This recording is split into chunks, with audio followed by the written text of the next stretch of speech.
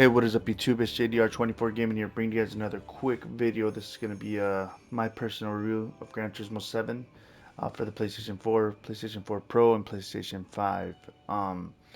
First things first, this is a full-fledged Gran Turismo game, guys. We're just going to dive right into this review. First things first is the thing of this game that separates it from all the other Gran Turismos is that it is welcoming newcomers in a way that it's very simplistic. Like if you are an old fan of the game and love this franchise, then it's for you for sure.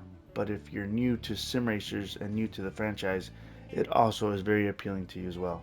We're gonna start off with things like comparing it to Gran Turismo Sport, because Sport felt like a mid game that they pushed out, not really ready for things like that. But anyways, um, in this one, you're gonna do your license center, your missions, and this is the main menu right here as well. You're unlocking stuff as the more you progress, and these get really challenging, by the way, but they're super fun, super addicting. Um, yeah. So we're gonna just jump right into the main thing. The main core of it is the cafe. It's basically your campaign. You're gonna dive right into this before unlocking anything. So like right now, I'm doing books. You get these books, you get these guys, and like how they appeal to you is super simplistic, but like I said, but super nice. Like it's helping you. You get these tickets. Obviously, you guys know about the tickets and stuff like that. Bonuses. The game does include over 400 cars. Audio is amazing. It renders all the tracks and all the cars with spatial audio, I believe it's called. Um, but yeah, it's a major game in the franchise coming out swinging with like if we're jumping into just visuals, guys, the graphics in this game are amazing. Um, I'll jump into some gameplay here in a minute for the game. They still got the scapes. They got obviously the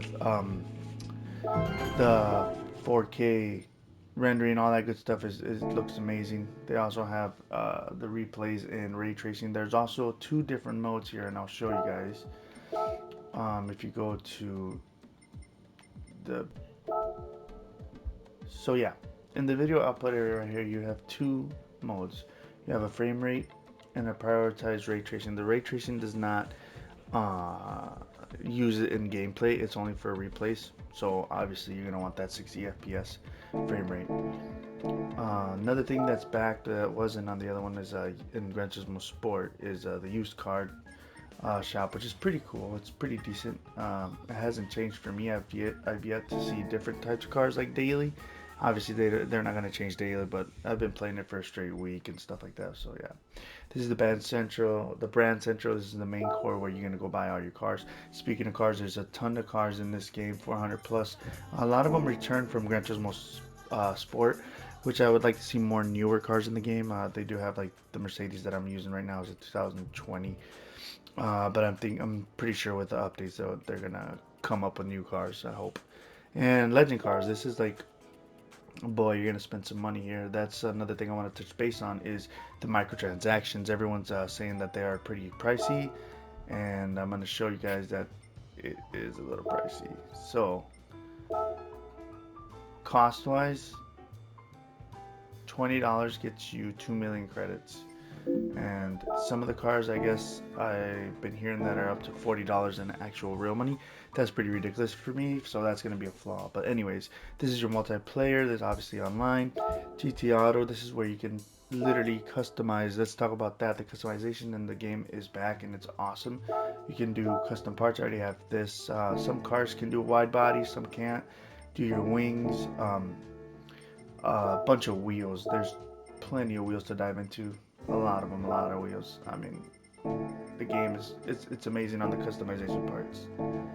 Um, we're gonna jump into some gameplay as well here in a second, and I'll show you guys actually how to do free play, which is literally a little confusing. I don't know how they why they did it this way, but you basically go to your main area where you would do a race, and let's pick Nürburgring because it's my favorite. And right here on the bottom, before you start the actual race, you got your arcade, time trails, all that stuff. So we're gonna just do a time trail so we can be alone. We go here, and then this is another thing I want to touch base on. They have some pretty awesome dynamic weather in the game. And let's talk about the loading time there. It's pretty freaking fast. You also get this new weather radar on the bottom left. Insanely detailed. Just gonna let the people do coffee.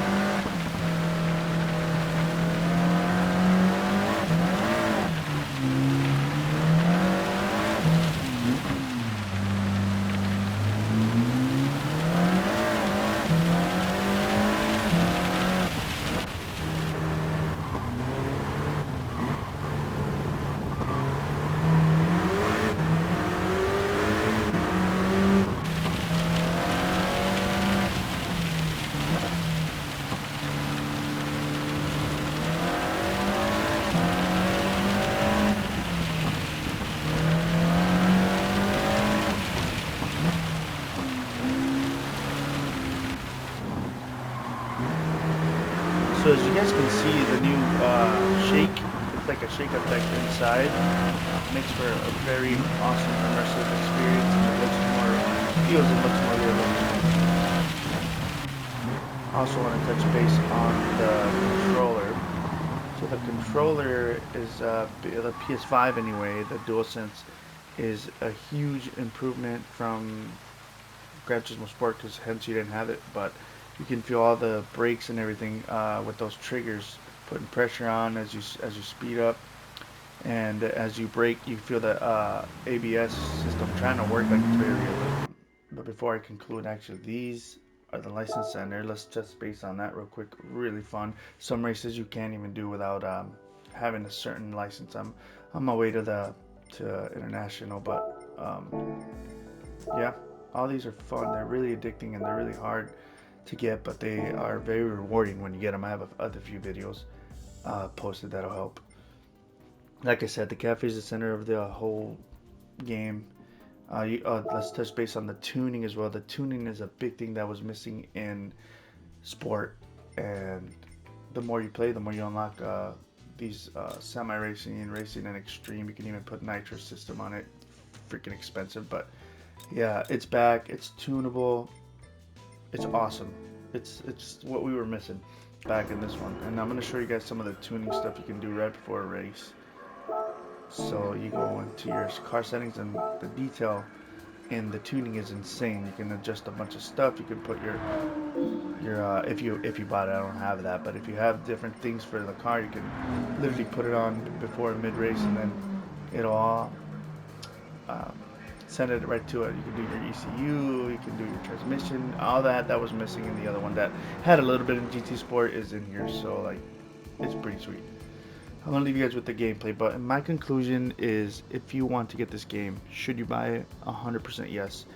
I would rank this game a 10 out of 10. Yes, I'm a little biased because I'm definitely a fan of the franchise, but I also played Forza. I like Forza as well. That's a great game too. I know everyone always compares them, but it's a good game. This game, 100% yes, I would buy it. There's so many things to sink your teeth into. There's white knuckle racing in every corner, and it's just gonna keep you on the edge of your seat for a while. Its replayability is long, obviously, and you got the online racing on top of it.